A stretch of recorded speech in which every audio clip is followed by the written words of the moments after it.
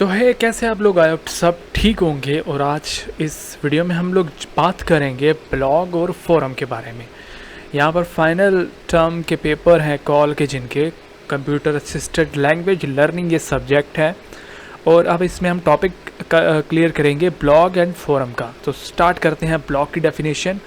A blog short for web blog is a regular update website or a web page typically run by an individual or small group that is written in an informal or conversational style. Blogs are often focused on a specific topic or niche and allow for personal expression and interaction with readers.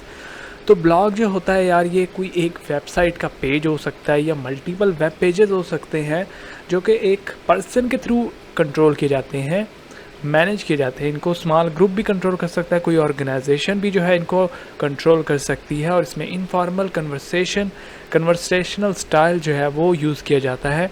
और इसका main focus होता है कि लोगों को किसी topic के बारे में उनको एजुकेट करना, उनको इन्फॉर्मेशन प्रोवाइड करना, ताकि वो रीडर के साथ इंटरेक्ट कर सके जो उस ब्लॉग का राइटर है, लिखने वाला। उसके बाद इसके एलिमेंट्स देख लेते हैं।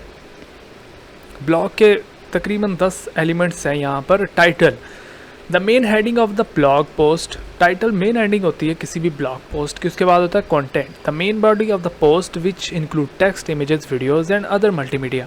तो उसके बाद आता है कंटेंट। कंटेंट होता है टाइटल के बाद जो असल चीज़ होती है वो कंटेंट ही होता है। कंटेंट में ही आप इमेजेस को भी ऐड कर सकते हो, टेक्स्ट को भी, वीडियोज़ को भी, और कोई भी मल्टीमीडिया एलिमेंट आप यूज़ कर सकते हो।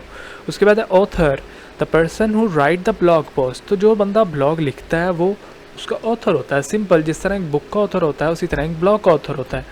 उसके बाद date, when the blog post was published.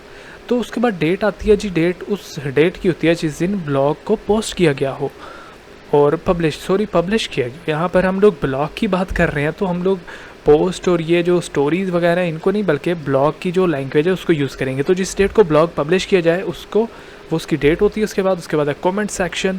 तो कमेंट सेक्शन में क्या होता है कि जहाँ पर रीडर के लिए लोग फीडबैक छोड़ के जाते हैं अपना, और जिससे रीडर जो है वो फीडबैक हासिल करता है। तो कमेंट ही होते हैं वहाँ पर। कमेंट में जो उस ब्लॉग को रीड करते हैं वो अपने कोई भी कमेंट लिख सकते हैं उस ब्लॉग के बारे में। Categories, tags use to organise post by topic और theme.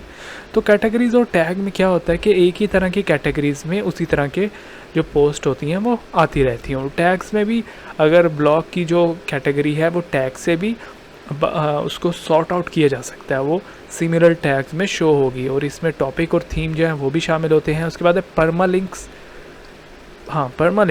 Permanent statistic hyperlinks to individual blog post.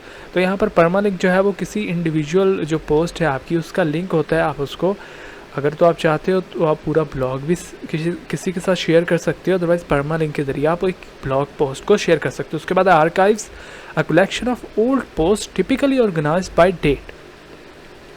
तो उसमें क्या है, तो पुरानी पोस्ट जो आपने की होती हैं मेन ब्लॉग में वो डेट के वाइज ऑर्गेनाइज्ड होती हैं, और जो आपका पुराना डाटा होता है उसे आर्काइव्स कहा जाता है ब्लॉग में। Sidebar, section on the side of the blog that may include widgets, links to recent post, social media links etcetera. तो साइड बार में क्या आता है जी, इसमें विजेट्स आ सकते हैं, कोई लिंक जो है आपको दूसरी वेबसाइट से कनेक्ट करने के लिए वो ऐड किया जा सकता है, और इसमें दूसरे मीडिया, सोशल मीडिया के लिंक्स भी होते हैं। Call to action, encourages reader to engage further such as subscribing the blog or sharing the post। तो उसके बाद एक्शंस के लिए जो है वो इनकरेज किया जाता है रीडर को, ताकि वो सब्सक्राइब कर सके ब्लॉग को, जो ब्लॉग का ऑथर है उसको, और शेयर कर सके पोस्ट को। तो यहाँ पर एलिमेंट्स पढ़ लिए। अब हम टाइप्स को पढ़ेंगे। टाइप्स में पर्सनल ब्लॉग सबसे पहले आता है। Focus on the individual personal experiences and opinions. तो पर्सनल ब्लॉग में एक पर्सन जो है अपने एक्सपीरियंसेस, अपने ओपिनियंस, अपनी उसकी जो भी थॉट्स होते हैं, जो इन्फॉर्मेशन होती है वो शेयर कर सकता है। उसके बाद professional blog, related to the person, professions और industry, often use to showcase expertise.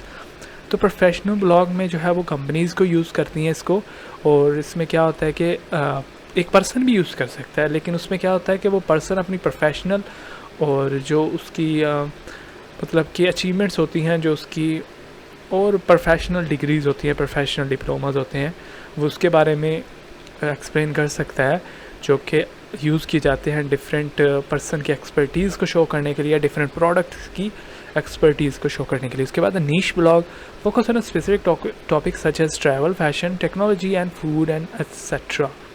तो नीश ब्लॉग में क्या आता है, डिफरेंट कैटेगरीज को सिलेक्ट किया जाता है और उन पर ब्लॉग बनाए जाते हैं। जैसे कि कोई ट्रैवल करता है वो ट्रैवल की अपने पोस्ट लिख सकता है, कोई फैशन डिज़ाइनर है तो वो फैशन की अपनी पोस्ट लगा सकता है, कोई फूड के बारे में जानता है तो वो फूड के ब्लॉग बना सकता है, टेक्नोलॉजी के बारे में अगर किसी को बढ़िया आइडिया तो वो टेक्नोलॉजी के ब्लॉग्स को बना सकता है। उसके बाद है corporate blog, run by business to communicate with the customer and stakeholders. तो कॉर्पोरेट ब्लॉग जो है वो ज़्यादातर बिजनेसेस में बनाए जाते हैं और ये बिजनेसमैन के थ्रू रन किया जाता है इनको, और ये कम्युनिकेट करने के लिए यूज़ किए जाते हैं बिटवीन द कस्टमर एंड जिसका पैसा लगा होता है, स्टेक होल्डर, यानी कि जो ओनर होता है कंपनी का, जिसका किसी भी कंपनी में कोई जैसे कि शेयर्स पार्टनर्स होते हैं। तो कॉर्पोरेट ब्लॉग जो है वो बिजनेसेस में यूज़ किया जाता है। उसके बाद गेस्ट ब्लॉग, तो गेस्ट ब्लॉग में क्या था, feature post by different author of an invited by the blog owner. तो गेस्ट ब्लॉग में क्या होता है, डिफरेंट एक जो ऑनर है ब्लॉग का वो डिफरेंट लोगों को एक्सेस देता है कि वो अपनी अपनी एक्सपीरियंसेस को राइट कर सकें, और जिसमें वो हर पर्सन जो है जिसको इन्विटेशन मिलता है वो अपने अपने एक्सपीरियंसेस को, अपनी नॉलेज को शेयर करता है, और ये कहलाता है गेस्ट ब्लॉग। उसके बाद microblogging, short update such as those found on Twitter. तो माइक्रो ब्लॉगिंग में क्या है कि इसमें छोटी छोटी इन्फॉर्मेशन जो हैं, छोटी छोटी अपडेट्स जो हैं वो शामिल की जाती हैं।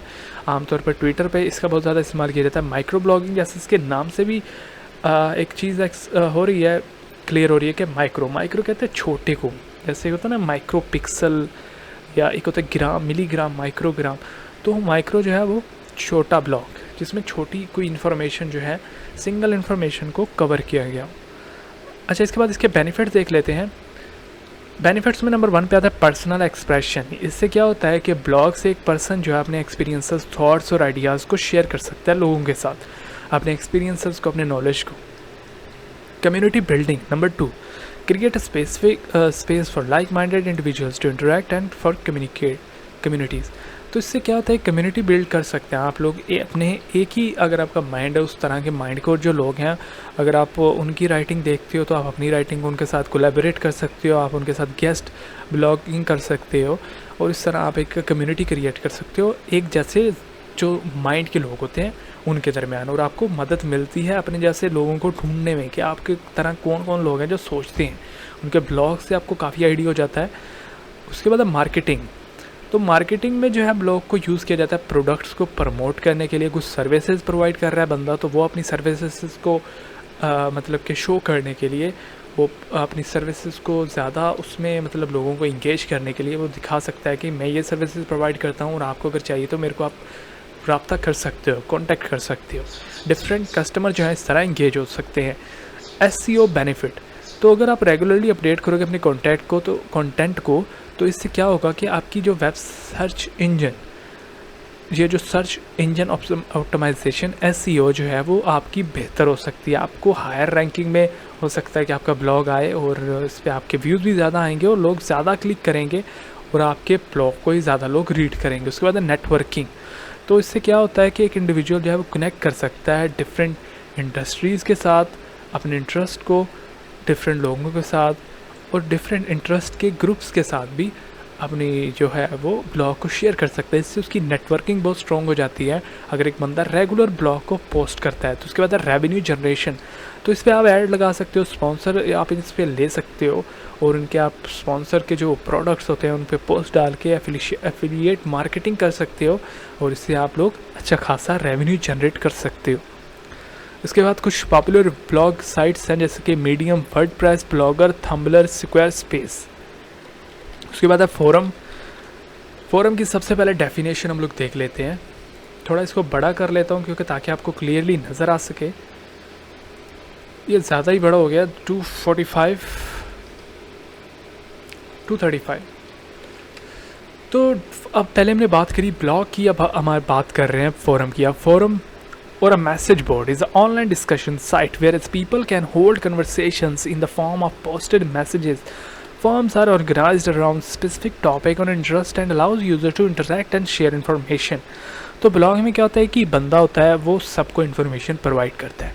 यहाँ पर फोरम पे क्या है कि एक क्वेश्चन लिखा जाता है, कोई क्वेश्चन किसी को कोई इशू है वो लिखेगा, उसके नीचे भाई फिर भरमार लग जाएगी लोगों की, उसके बाद डिस्कशन शुरू हो जाएगी, इन्फॉर्मेशन आती रहेंगी और लोग जो है अपने इंटरेस्ट, अपने एक्सपीरियंसेस, अपने नॉलेज को शेयर करते रहेंगे। फॉर एग्जांपल मेरे पास यहाँ पर कंप्यूटर है, वो चलते चलते उसकी स्क्रीन ब्लू हो जाती है। अगर मैं उस पर फोरम पे लिखता हूँ कि मैं जब whenever I use my computer for like 1 hour, after 1 hour my screen shown a blue screen and it seems like that window is going to be crash. तो विंडो जो है मेरी क्रैश हो जाती है 1 घंटे के बाद। तो यहाँ पर मैं अगर लिखूँगा, एक पोस्ट लगाऊंगा, तो फोरम में क्या होगा कि बहुत सारे लोग जो हैं अपनी राय नीचे देना शुरू कर देंगे मेरे को कि ये तुम्हारी वजह हो सकती है, ये वजह हो सकती है, ये वजह हो सकती है।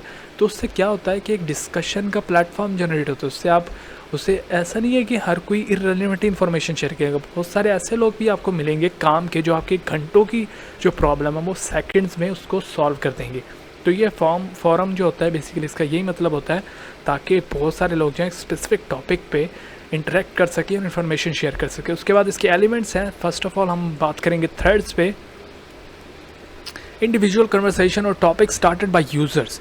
तो थ्रेड जो है मैंने पहले भी बताया कि मेरा अगर कंप्यूटर है वो नीला स्क्रीन हो जाती है उसकी कुछ टाइम के चलाने के बाद, 1 आवर के बाद उसकी स्क्रीन ब्लू हो जाती है और वो कहता है कि विंडो इज़ क्रैश।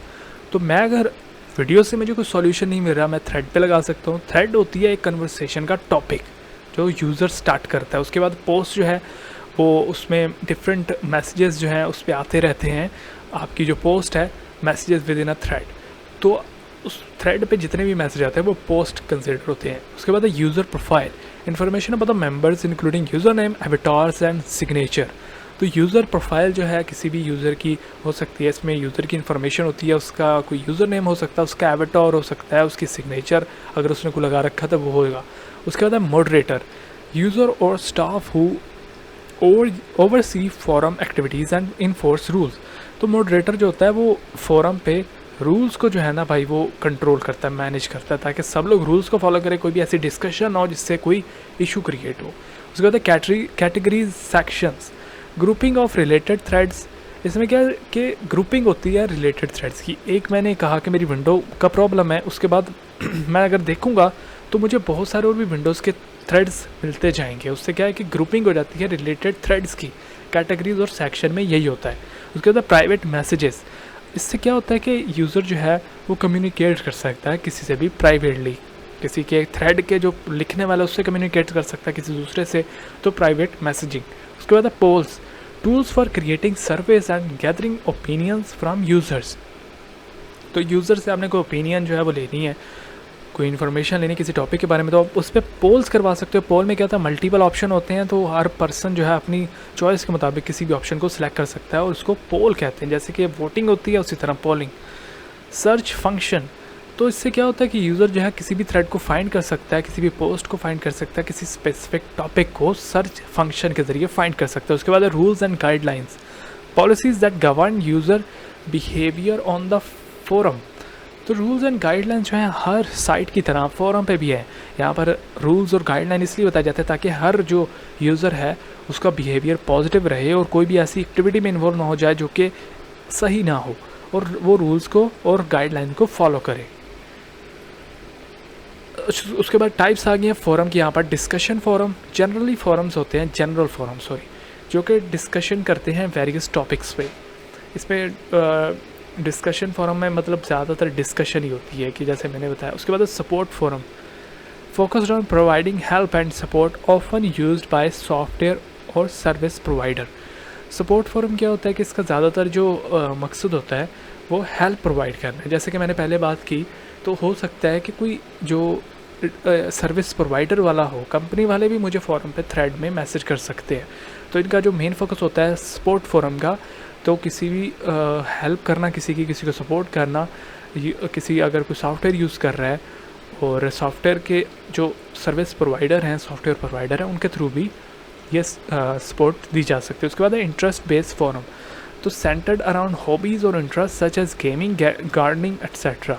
तो इंटरेस्ट बेस्ड फोरम में क्या होता है कि डिफरेंट जो इंटरेस्ट के लोग होते हैं वो अपनी इंटरेस्ट के मुताबिक फ़ोरम बना सकते हैं, उन पर उनकी हॉबीज़ को डिस्कस कर सकते हैं, उनके इंटरेस्ट को, जैसे कि गेमिंग या gardening. Professional forum for industry specific discussion and networking. Professional forum में क्या होता है कि इंडस्ट्रीज़ जो हैं या कोई कंपनी है, कोई नेटवर्क है लोगों का, वो प्रोफेशनली जो है अपने थ्रेड्स को बना सकते हैं और वो अपना एक कोई फॉरम क्रिएट कर सकते हैं जिसमें प्रोफेशनल वर्क हो। ऐसा नहीं कि कुछ भी उठ के उस पर लिख दिया। तो प्रोफेशनल में प्रोफेशनल वर्क के लिए यूज़ किए जाते हैं। Product forum created by companies for discussion about the products और सर्विसेज। तो प्रोडक्ट फोरम में क्या होता है, कंपनीज इसको आमतौर पर बनाती हैं और इसमें ज़्यादातर डिस्कशन होती है प्रोडक्ट्स और सर्विसेज के बारे में। Social forums emphasis social interaction and community building.